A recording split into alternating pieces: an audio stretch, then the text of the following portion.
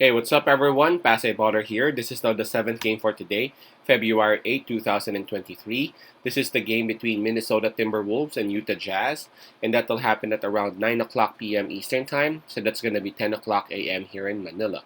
I'm just inviting everyone who have not subscribed yet to our YouTube account or YouTube channel, Pasay Potter. Please click on the subscribe button below. At the same time, hit on that bell logo. That way, automatically, you guys will be receiving notifications whenever new videos are uploaded. And the spread that is given in here is minus 5.5, and that's actually going towards the home team, the Utah Jazz. And before we proceed, let's check on the standings and the rankings of both teams, both belonging to the Western Conference. So let's check on Minnesota Timberwolves first. They are at number 9 with a record of 29 wins and 28 losses. And right behind them is Utah Jazz at number 10 with a record of 27 wins and 28 losses. Interesting, right? Because again, these two teams are number 9 and number 10, so this is gonna be a battle. Utah Jazz, they would have the home court advantage on this. In terms of fatigue, Utah Jazz would actually have the advantage because last night Minnesota Timberwolves actually played, they actually played against Denver Nuggets, so they had to travel to Utah for this particular matchup. So again, fatigue will be in favor of Utah because they are well rested. Now, in terms of momentum, both teams are actually coming off losses. Minnesota lost last night against Denver Nuggets. Utah Jazz, they are actually having back-to-back losses approaching this game. So perhaps we can just take a look at the form of both teams. For Minnesota Timberwolves, they have won 6 out of their last 10 games. For Utah Jazz, they're also doing something decent, winning 5 out of their last 10. But I would give the advantage towards Minnesota Timberwolves because their loss last night was actually quite understandable. That was the top team of the Western Conference, Denver Nuggets. And again, it's just so hard to actually go against Denver Nuggets at their home. Okay, so let's take a look at the availability of the players and the health of both teams. For Utah Jazz, I can only see one player listed down here, and that's Vanderbilt. He is listed as questionable. As compared to Minnesota Timberwolves, I can see three players down here. Karl Anthony Towns and Austin Rivers not available for the game.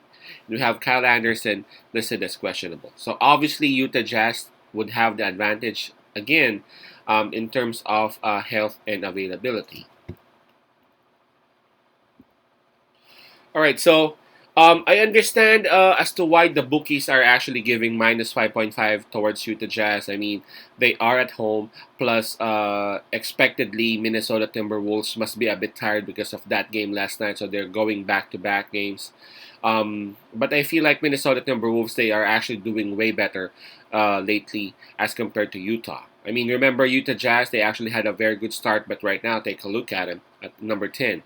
And if you do remember Minnesota Timberwolves, they were actually messing up in the beginning, but right now they are at number 9. So meaning Minnesota Timberwolves, they have a better form.